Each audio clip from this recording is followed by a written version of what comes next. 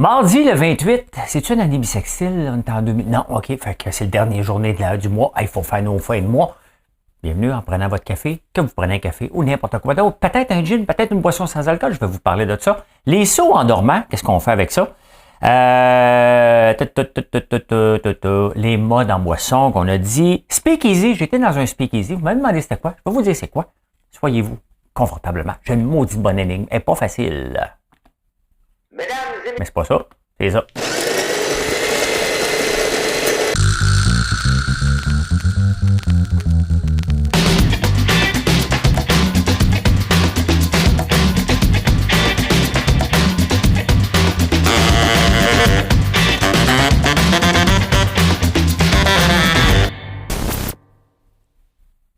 Bon, là, je peux le dire. Mesdames et messieurs, 2ELGBTQI+, voici l'énigme du jour. En 1983, interdiction de ce commerce par l'Union européenne. Ce commerce a été mis à mal par une ancienne actrice extrêmement jolie des années 60 et 70. Quel est ce commerce? J'en dis pas plus. Pas facile, puis ça peut être facile aussi. Hein?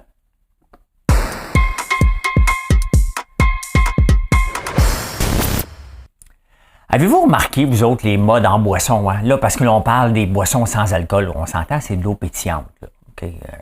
On va jouer sur les mots, là, mais c'est de l'eau... Non, c'est de l'eau distillée, aromatisée, qu'on rajoute du CO2. C'est ça, hein?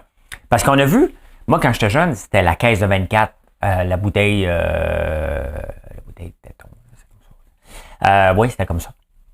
Puis après ça, on est venu avec des bières artisanales. Il y avait Unibrou, les premiers avec Robert Charlebois, hein?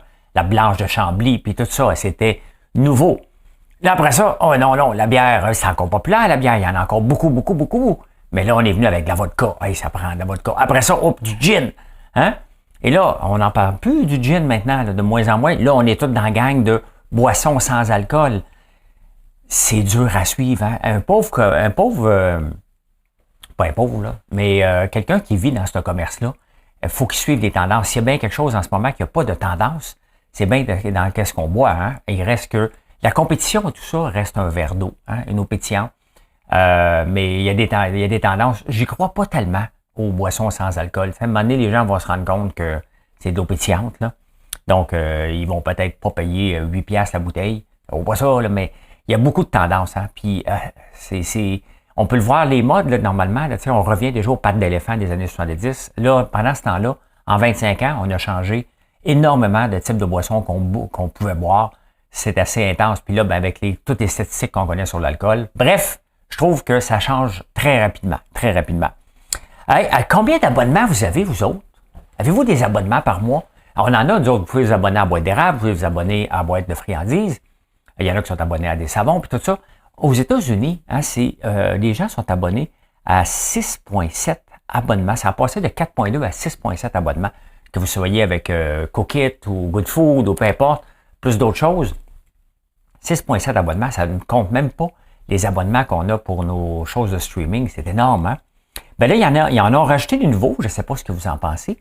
Des restos. Tu pourrais, mettons, t'abonner au Toki pour 130$. Non, au Toki, 130$, ça n'aura pas assez, là. Mais tu pourrais t'abonner à un restaurant et à chaque mois, pour l'équivalent de 130$, ton repas est prêt, tu le reçois une fois par mois. Puis là, c'est sûr qu'il faut que tu le planifies, là. Mais ça revient à une autre tendance. Parce que les restaurants, sincèrement, là, se déplacer pour aller au restaurant, c'est le fun. Hein? En fin de semaine, on était à Québec, on a découvert le district, on a couvert J-Jacques, un speakeasy exceptionnel. On a mangé des burgers chez Inès, c'est le fun de sortir. Mais ça ne donne pas tout le temps. Puis les familles qui sortent, là, trouver une gardienne puis tout ça, ça coûte pas mal plus cher que dans le temps. Donc, c'est peut-être une bonne idée. Je ne sais pas s'il y a ça ici à Montréal ou à Québec. Donc, si vous en avez, vous me le direz, mais quand même, hein? Vous savez, ici, puis c'est pas juste ici. Des fois, on a tendance à penser que c'est juste nous autres avec notre centre-ville qui en arrache. Non, c'est partout dans le monde, hein, parce que les gens se sont poussés des centres-villes pour travailler de la maison. Et New York, eux autres, n'attendent pas des études d'impact. Hein, parce qu'ici, Valérie Plante n'est pas sûre que ça veut transformer des choses. Il faut faire des études d'impact. Hey, s'il y a quelque chose qui ne sert à rien dans la vie, là, c'est bien l'étude d'impact. Hein.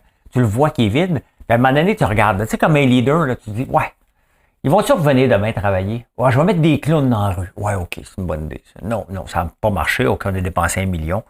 On va faire une étude d'impact pour voir est-ce que les gens vont revenir travailler? Parce que ce qui arrive si on les convertit en condo, puis à un moment donné, ils veulent revenir travailler par la suite. Je pense qu'on vient de tourner la page. Tu sais, faut se rendre compte qu'on vient de travailler 5 jours par semaine dans un bureau, c'est terminé pour le restant de nos jours, là. OK? Il y a des entreprises qui fonctionnent encore comme ça, mais ça ne fonctionnera pas tout le temps comme ça. New York n'attend pas. Ils sont en train d'en convertir parce que c'est ça maintenant. Il faut que tu les rendes vivants. Faut que tu rendes ton centre-ville vivant. Si tu veux que des gens viennent au centre-ville, il faut quand même qu'ils habitent. Là, ça va être pas mal plus simple. Donc, New York, ils sont en train d'en transformer un méchant paquet. Donc, prends des notes, ma Valérie. Prends des notes. Ah ben. Hey, ceux qui vantaient le CBD. Hein? Ben, une nouvelle étude vient de sortir qui est assez intéressante sur le CBD. Le CBD qui est un cannabiol, une affaire de cannabis. Il y a le THC puis le CBD. Le CBD, c'est de l'huile. Et autant qu'il y a des bienfaits, sur papier, là, les bienfaits sont là.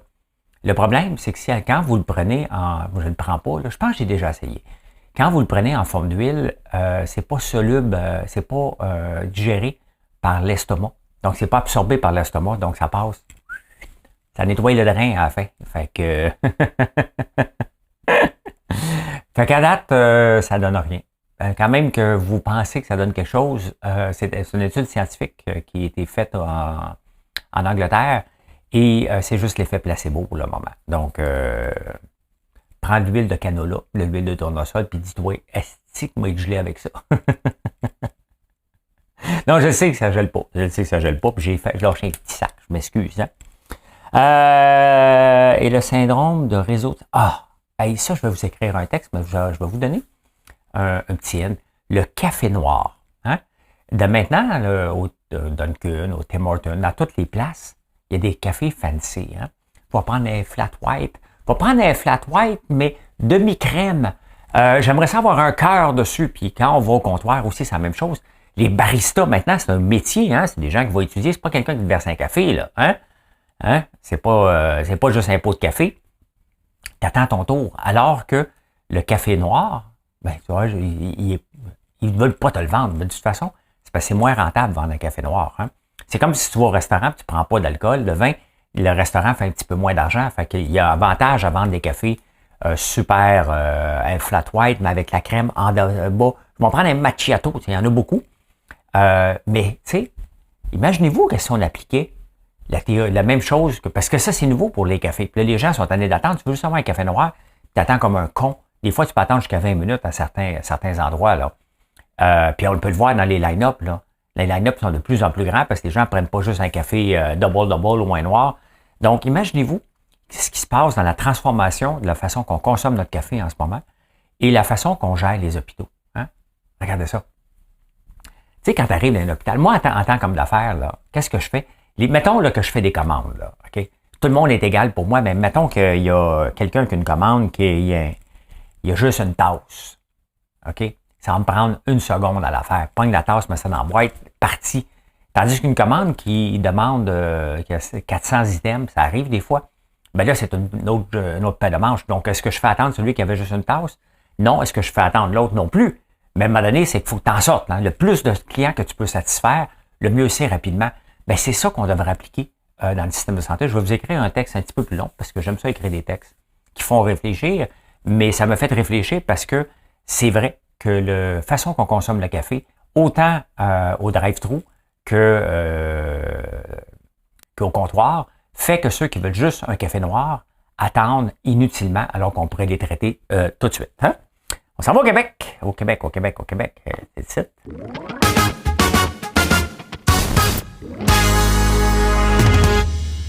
Là, on va se mettre quelque chose au clair. Là. Vous allez entendre parler d'intelligence artificielle, puis on va faire un zoom là-dessus.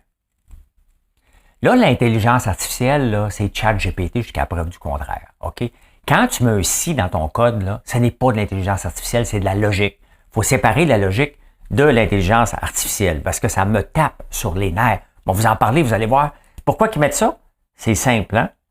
Ils mettent ça pour avoir des crédits d'impôt, tout simplement. Hein?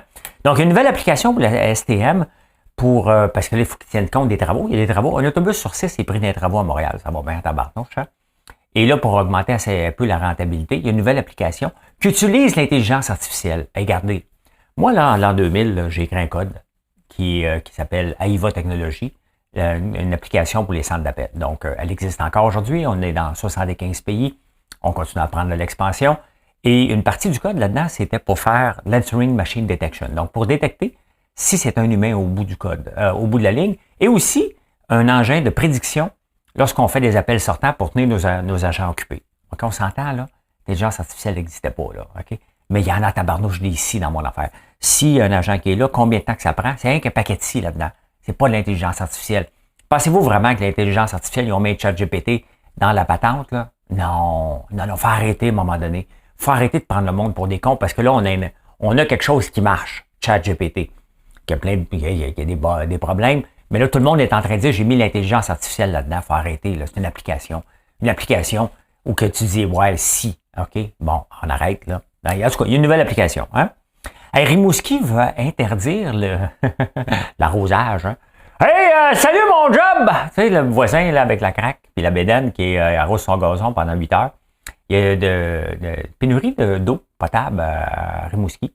Et là, ils veulent interdire ça, hein? Là, la chicane est pognée. La chicane est pognée à tabac. Tu peux prendre de l'eau de pluie, tu peux prendre autre chose, mais pas de l'eau du robinet. Fait que, s'il y a bien quelque chose qui est la vie de banlieue, n'importe où, là, tu sais. Moi, je fais pas ça ici, là, mais mon voisin le fait. Il y en a un voisin qui est un peu maniaque sur son driveway, là. Moi, j'ai jamais fait ça de ma vie, là.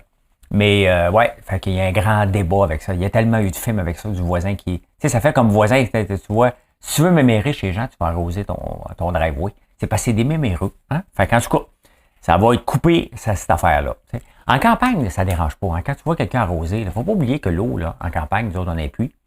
On prend l'eau du pluie, on l'utilise, ça retourne dans la terre, là, dans la nappe phréatique. Là. Ça ne va pas nulle part. Là. Ah, la CAQ, elle veut baisser les impôts. Hein? Puis c'est à peu près unanime. Là. Tout le monde dit, ben non, baisse pas les impôts. Baisse pas les impôts. Là. Arrêtez de faire ça parce que on n'en veut pas. On est la province au Canada qui s'est plus endettée pendant la pandémie, qui était le plus généreux, dans le fond, pendant la pandémie. Et là, il faut arrêter d'être généreux. On s'endette rapidement. Là. C'est quand même spécial qu'un gouvernement qui écrit des livres, qui a dit qu'il était pour mettre la hache dans les fonctionnaires, de faire du ménage là-dedans, devient plus boulimique que ce qu'il dénonçait. C'est quand même assez spécial. Hein. Hey, je suis en train de setter une nouvelle caméra. Je ne l'ai pas encore, là, mais je vais le setuper comme ça. Hein? Fait que c'est ma caméra, j'attendais un fil. Donc, je vais peut-être la mettre comme ça ici, des fois, pour donner un autre angle. Tu sais. Peut-être comme ça, pour pas que vous le voyez, là. Peut-être. Vous allez pouvoir voir ce que je regarde. Fait que voilà. Je m'amuse à faire un meilleur setup tout le temps. Hein? Ouais, fait qu'on n'en veut pas d'augmentation d'impôts. Mais pendant ce temps-là, PSPP, hein, dernière heure. Je veux une commission sur l'avenir du Québec. Chantier, filière, commission. Hein? Tous des termes. Ça va donner quoi une commission sur l'avenir du Québec? Tu sais, quand tu mets un parti au pouvoir, là, hein, il donne son programme. Puis là, tu dis, ouais, j'adhère à ça ou non. Il y a déjà une partie de l'avenir qui est dans le programme. Hein? Puis si tu n'aimes pas ça, 4 ans après, tu revois ton avenir. T'sais. Mais une commission sur l'avenir du Québec, tu veux faire quoi? Qu'est-ce que tu vas aller apprendre dans une commission? Mais tu sais, c'est leur façon. Voyons, je suis pris dans mon jour. C'est sa façon de se démarquer. Pendant ce temps-là, il éclipse quand même Gabriel Nadeau-Dubois. On s'entend que ça n'arrivera pas, là. OK? Mais Paul Saint-Pierre Plamondon aime ça faire parler du Parti québécois, donc il essaie de se mettre le plus intéressant possible avec des niaiseries pour qu'on en parle. Regardez, j'en parle pour dire que ça n'a pas de sens, tout simplement. Vous tombez sur la tête.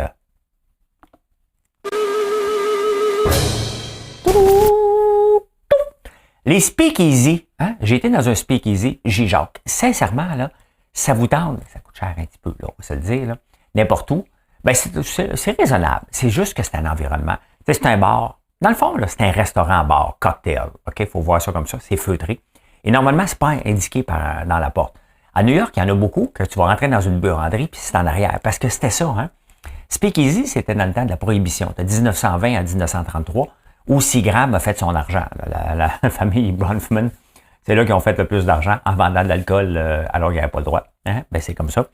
Donc, pour Speakeasy, vous l'avez dit, parle tout bas et parle-en pas. OK? Donc, c'est des endroits reculés et normalement, ils payaient la police, entre autres, pour avoir la paix. Donc, il y avait des endroits un peu pour pouvoir prendre de l'alcool, un peu partout comme ça. Mais c'est vraiment fantastique. Aujourd'hui, c'est des cocktails. C'est sûr que tu vas là, tu t'attends à avoir un cocktail spécial. Hein? Comme n'importe où ailleurs, mais c'est leur force. C'est un endroit feutré. C'est un endroit comme un peu mystère. Tu fais comme partie de ceux qui sont là. Ça vaut la peine. Ça fait longtemps je n'avais déjà fait un ou deux ici à Montréal. Mais c'est vraiment, vraiment le fun d'aller découvrir ces endroits-là. On va le faire un petit peu plus souvent.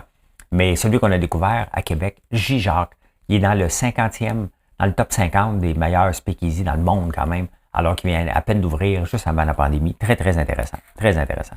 En finance,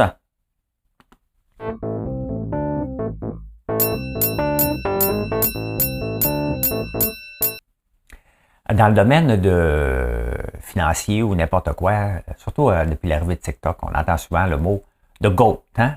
The greatest of all time ». Ben, Warren Buffett a parlé. Chaque fois par année, il écrit une lettre, voyons comment on l'appelle, le maître d'Omaha. Hein? L'oracle d'Omaha, Warren Buffett, monsieur, il doit avoir 94 ans, même peut-être plus. Là. En 1994, 1994, ça fait quand même pas longtemps. Hein? Il a complété son achat de Coca-Cola. Il en a acheté pour 1,4 milliard à ce moment-là. J'en parle souvent, j'en ai du Coca-Cola. Hein? Je ne le vendrai pas moi non plus. Pourquoi ça rapporte des dividendes? Mais aujourd'hui, son investissement de 1,4 milliard qu'il a fait en 1994, juste avec Coca-Cola, lui rapporte en 2022 700 millions de dollars en dividendes. C'est une compagnie qui rapporte des dividendes de plus en plus élevés à chaque année. Et vous voyez, des fois, on est pressé de faire de l'argent alors que c'est une question de temps et d'acheter des bonnes compagnies, bien entendu, et d'avoir des revenus de dividendes, c'est quand même intéressant. Mais regardez son rendement, c'est énorme. Là. Une année, hein, en 2 ans, comme si c'est la même chose l'année prochaine, en 2 ans, son investissement il est payé, ça fait plus de 30 ans qu'il roule là-dessus. Donc, ça n'a pas été toujours comme ça, mais 30 ans à recevoir presque 50% de ce que tu as mis, c'est énorme. Et c'est un titre techniquement pépère, Coca-Cola. Très intéressant, hein? Dans les journaux, il y a une autre application que j'avais le goût de vous parler. Alfred, qui gère les celliers, il y a de l'intelligence artificielle.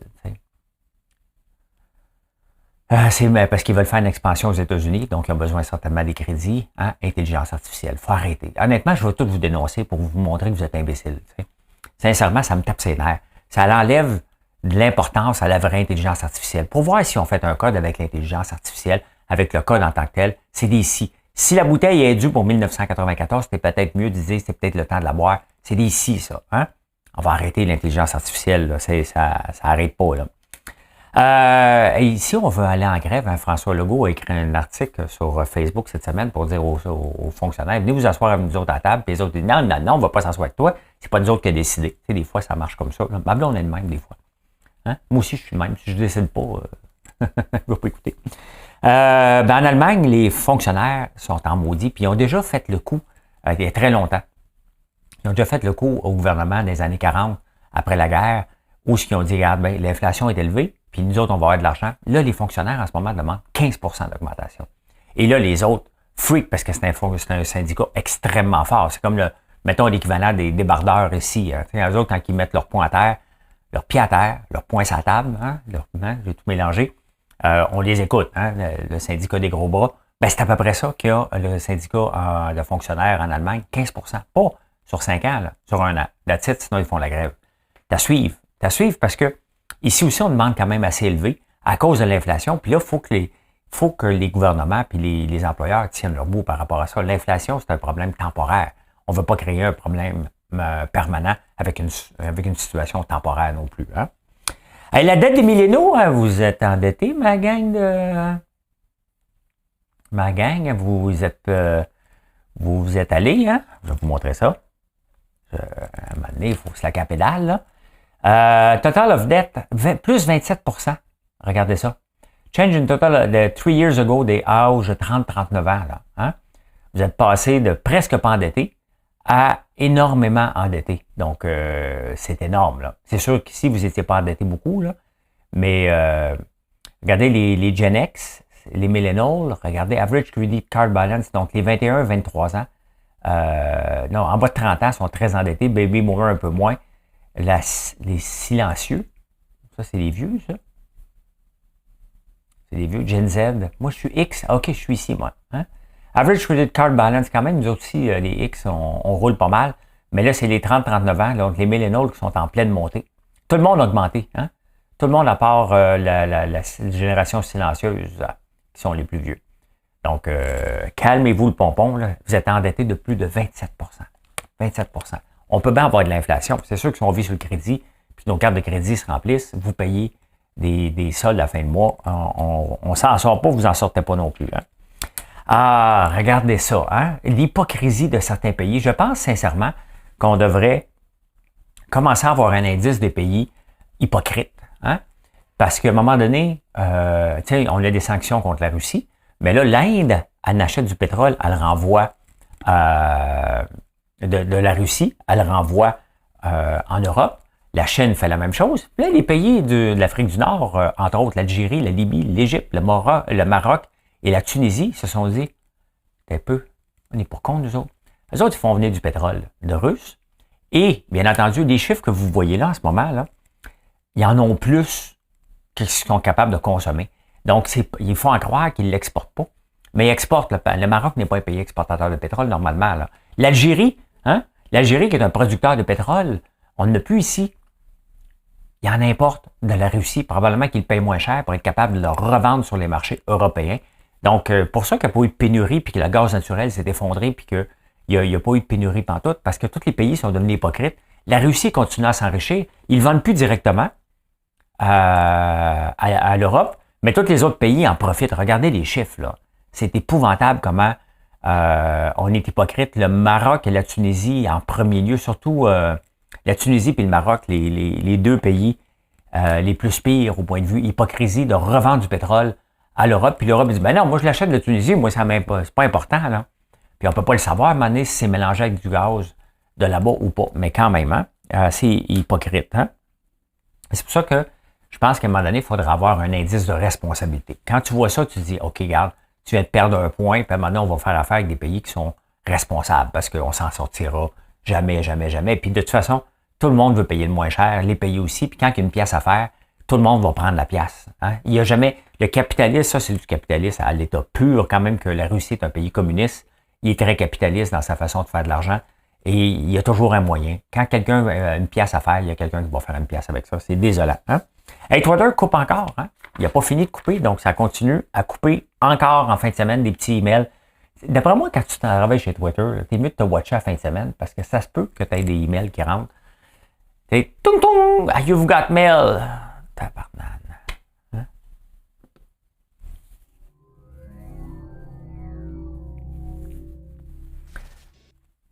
Faites-vous des sauts quand vous dormez? Hein? Juste avant de vous endormir, là, vous steppez dans le lit. Ben, il y a plusieurs raisons, mais une nouvelle théorie qui a été mise de l'avant, c'est qu'on s'endormirait trop vite. Au lieu de dormir tranquillement, se tomber dans des modes morphés. Bang! Tout de suite. Hein? Ben, ça, c'est comme une réaction à ton corps qui dit « Hey, t'es-tu en train de mourir? Réveille-toi. » Fait que dis-toi que quand tu t'endors trop vite, tu sursautes, là. C'est ton corps qui dit « Moi, pas vrai, je m'en vais là-bas. » En fin de semaine, j'ai fait une sieste à l'hôtel où on était, au Loft Saint-François. Puis à un moment donné, je m'étais croisé deux bras comme ça, couché sur le dos. Tabarnane! Je me suis réveillé, j'étais pas capable. J'avais vraiment l'impression que j'étais dans un cercueil, là. Tu sais? Écoute, il y a un spécialiste, un professeur émérite à Montréal qui a vraiment sorti dans les journaux. Le télétravail nuit au transport collectif. J'aurais dû mettre dernière heure, hein? Le télétravail nuit au transport collectif et j'ai peur pour l'achalandage dans le REM. C'est un professeur. On fait la deuxième page du Journal de Montréal avec ça. Ça prend-tu une tête à Papineau? Hein? Ça prend pas la tête à Papineau. Bien évident que le transport en commun, il est affecté par le fait qu'on travaille de la maison. Hein? Quand même pas pour aller prendre l'autobus. Pourquoi tu travailles de la maison? Il ne va pas affecter le transport en commun. Hein? 22 000 femmes russes ont décidé de ne pas coucher en Russie depuis le début de la guerre. Ils vont coucher où? En Argentine. Là, j'ai essayé de trouver des données rapidement parce que je voulais vous en parler, mais j'ai pas trouvé pourquoi l'Argentine. Pourquoi il y a des liens si forts entre la Russie et l'Argentine? 22 000. Imaginez-vous qu'il y avait 22 000 femmes ukrainiennes, mettons, qui viendraient ici au Canada. Il y en a peut-être eu, là. Je ne sais pas, mais c'est énorme. Venir accoucher dans un autre pays parce qu'ils ne veulent pas que leurs enfants aient la nationalité russe, parce que ça va les nuire quand même, hein? Se marier en Angleterre, on pouvait se marier à 16 ans. Là, c'est fini, là. OK? Fait que c'est un peu comme prendre ta retraite à 62 ou 64. Là. Quand tu arrives, tu dis, est-ce que je m'en vais en retraite? La loi change. Tu dis, oh boy! En dans 2 ans! Hein? Ben, c'est à peu près ça. Hein? Fait que la fille qui voulait se marier, ben, de force, bien entendu, là, ben là, il faut qu'elle attende 2 ans. Fait que c'est terminé les mariages forcés. Hein? Et en Angleterre aussi, ils ont beaucoup d'écureuils. Beaucoup d'écureuils. On en a beaucoup ici. Il y en a tellement qu'ils veulent implanter une nouvelle loi pour payer 50 $ l'hectare. Mettons que moi, j'ai 600 acres. Là, je me souviens plus c'est quoi le lien. Mais mettons, on me donnerait 30 000 $ pour faire disparaître les écureuils. Quand même, hein, par année. Parce qu'il y en a tellement, il faut qu'il y en ait en tabarnouche. Hein. Je suis tombé sur un nouvel article aussi pour perdre du poids. Perdre du poids. Hein? Bon, là, en partant, avez-vous remarqué quand vous allez chez McDo, chez Tim Hortons, chez Burger King, quelles couleurs sont les plats et tout le présentoir? Rouge et jaune. Rouge et jaune veut dire mange pressé puis va-t'en. Hein? On ne veut pas t'avoir. Si tu veux maigrir, première affaire, tu coupes tes légumes, tu coupes ça, tu étales tout ça. J'en ai parlé la semaine passée. Mais là, ils ont rajouté une autre affaire. La couleur bleue nous apaisait, nous calme. Donc, il ne faut pas t'arriver stressé quand tu arrives. Donc, tu prends des assiettes bleues. On a parlé des bains hier de couleur. Ben là, ça prend des assiettes de couleur. Fini, là. Ça prend des belles assiettes bleues.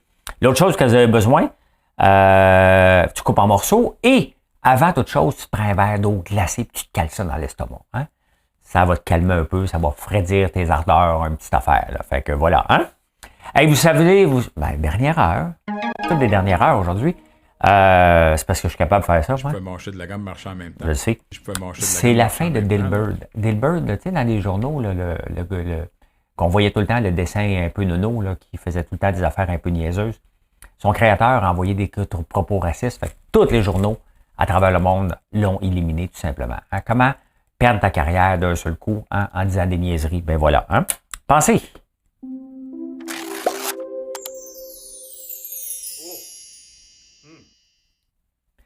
En affaires, faut toujours faire face à du changement, faut provoquer le changement, faut toujours vivre dans le changement. Dès qu'on n'innove pas, on recule. Hein? Vous avez vu, je ne parlerai pas d'ici BlackBerry, je vais vous en parler demain. Je vais vous expliquer qu'est-ce qui se passe quand BlackBerry n'a pas innové, hein, puis ils ont un problème. Donc, tous les changements ne sont pas de la croissance. Donc, tous les changements ne sont pas de la croissance et tous les mouvements ne sont pas vers l'avant. En affaires, là, des fois, tu fais un changement, tu dis, oh, crème, ça n'a pas marché. Là, tu t'en vas un peu à gauche, tu t'en vas à droite. Donc, c'est pas toute la croissance qui s'en va en arrière, en avant. Des fois, on s'en va sur le côté. Et c'est pas vrai qu'on s'en va tout le temps vers le haut. Il y a vraiment, c'est comme une action à la bourse. Là. On veut aller dans une ligne droite le plus rapidement possible comme une fusée. Ça marche pas comme ça parce qu'on n'est pas capable de prédire tout le temps l'avenir. On connaît pas un concurrent qui va se présenter. On connaît pas. On pensait que vous étiez pour aimer quelque chose. On le sait pas que vous allez aimer ça. Regardez Coca-Cola, à un moment donné, qui avait changé le Coca-Cola classique par le nouveau Coke. Ils ont changé une recette centenaire et ils ont décidé après 30 jours, le monde capotait. Ils sont revenus à l'ancienne recette. Il fallait le faire, là. Mais ils avaient quand même osé un changement. Donc, autant que ça avait dérangé, autant que ça leur a permis de pouvoir les gens attachés à son produit en plus. Hein? L'énigme. Mesdames et messieurs de LGBTQI+, voici l'énigme du jour. L'aviez-vous trouvé, hein? En 1983, interdiction par l'Union européenne de la fourrure de phoque. Bien entendu, c'était dans le mouvement de Brigitte Bardot et d'interdire le phoque. Et là, j'ai été voir, je dis, OK, mais des îles de la Madeleine, qu'est-ce qui arrive avec le phoque et ces endroits-là? Il doit en avoir en tabarnouche. Ben non, parce qu'en même temps, les stocks de morue ont diminué. Donc, ils ont moins de stocks à manger. Donc, il n'y en a pas tant que ça, malgré qu'on a interdit la fourrure de phoque un peu partout parce que c'était avec les phoques de 3 mois. Et on a vu sur la banquise comment qu'ils le faisaient, ce que Brigitte Bardot dénonçait avec raison. Donc, ça a mis fin pas mal à une industrie ici. Hein? Et en même temps, je peux dire ceci. Mission accomplished. Merci d'être là. Je vous souhaite une excellente journée. N'oubliez pas de liker, de laisser un commentaire, de vous abonner. Je ne l'ai pas demandé, mais c'est apprécié. Bonne journée tout le monde. Bye.